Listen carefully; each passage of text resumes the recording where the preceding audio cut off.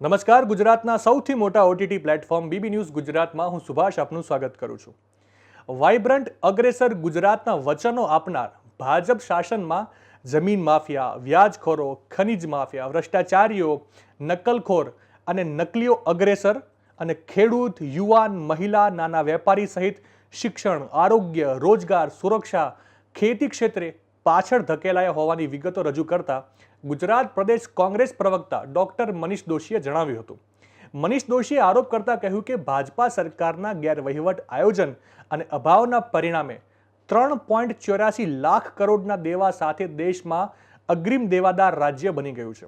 70થી વધુ નગરપાલિકા વીજ બિલ ભરી શકતી નથી. સરકારી વીજ એકમોના ઉત્પાદનમાં સતત ઘટાડો અને ખાનગી વીજ કંપનીઓની લૂંટના કારણે ગુજરાતના નાગરિકો મોંઘા વીજ બિલ ભરવા મજબૂર બન્યા છે. નબળા બાંધકામ, બેફામ ભ્રષ્ટાચાર, મળતિયાઓને આવાસની ફાળવણીના કારણે સાચા લાભાર્થી પરેશાન થયા છે. અનેક આવાસોની યોજના ખંડેર થઈ ગઈ છે. છેલ્લા 10 વર્ષમાં કંઈક આવી હાલત છે ગુજરાતની. છેલ્લા 10 વર્ષમાં આડેધડ વૃક્ષોનું નિકંદન નીકળી રહ્યું છે. મનીષ દોશીએ આરોપ કરતા કહ્યું કે રાજ્યમાં ખેડૂતોને માત્ર 6 કલાક જ વીજળી અને તે પણ રાત્રિના સમયે મળે છે તેવું ખેડૂતો વારંવાર જાહેરમાં કહી ચૂક્યા છે. ગુજરાતના ખેડૂતો પર 96,000 કરોડનું દેવું છે. કમોસમી વરસાદ અને અતિવૃષ્ટિથી ગુજરાતની ખેતી બરબાદ થઈ. ખેતીની જમીનમાં ઘટાડો, ખેત મજદૂરોની સંખ્યામાં સતત વધારો થઈ રહ્યો છે. નુકસાન સામે નજીવું વળતર. અનેક જિલ્લાઓ, તાલુકાઓમાં મોટી સંખ્યામાં ખેડૂતો નુકસાનીના વળતરથી હજી સુધી પણ વંચિત છે. ગ્રામ્ય વિસ્તારની શાળાઓની વાત કરીએ તો શાળાઓને બંધ કરવાના નિર્ણયથી કન્યા શિક્ષણ પર ગંભીર અસર પડી રહી છે. ગુજરાતમાં 24% દીકરીઓ ધોરણ 8 પછી માધ્યમિક અભ્યાસ છોડી દેવાની ફરજ પડી રહી છે. કુપોષણની મોટી સમસ્યા સામે ઝઝૂમતા ગુજરાતમાં 55% મહિલાઓ અને 45% બાળકો કુપોષણમાં સપડાયેલા છે. આંગણવાડી, આશા વર્કર, મધ્યાહન ભોજન સહિતની યોજનામાં ફરજ બજાવતી બહેનોનું મોટા પાયે આર્થિક શોષણ, નજીવું વેતન ચૂકવાઈ રહ્યું છે. નામદાર સુપ્રીમ કોર્ટના આદેશ છતાં ભાજપ સરકાર આમાંથી એક પણ વાત અમલ કરતી નથી. ભૂખમરા, ગૂંચકાંક દેશમાં ગુજરાત 25મા ક્રમાંકે, જે અત્યંત ચિંતાજનક છે. વાઇબ્રન્ટ ગુજરાતના નામે કરોડો રૂપિયાના સરકારી લાભો મેળવનાર કંપનીઓના કાગળ પર એમઓયુ પર માત્ર 8 થી 10% જેટલું વાસ્તવિક પરિણામ દેખાઈ રહ્યું છે, જેમાંથી અમુક મોટી કંપનીઓ કરોડો રૂપિયાના લાભો લઈને દારૂની રેલમછેલ કરે છે. 18,000 ગામો, 157 નગરપાલિકા અને 8 મહાનગરો વિસ્તારમાં બેરોકટોક દારૂનો વેપલો ચાલી રહ્યો છે.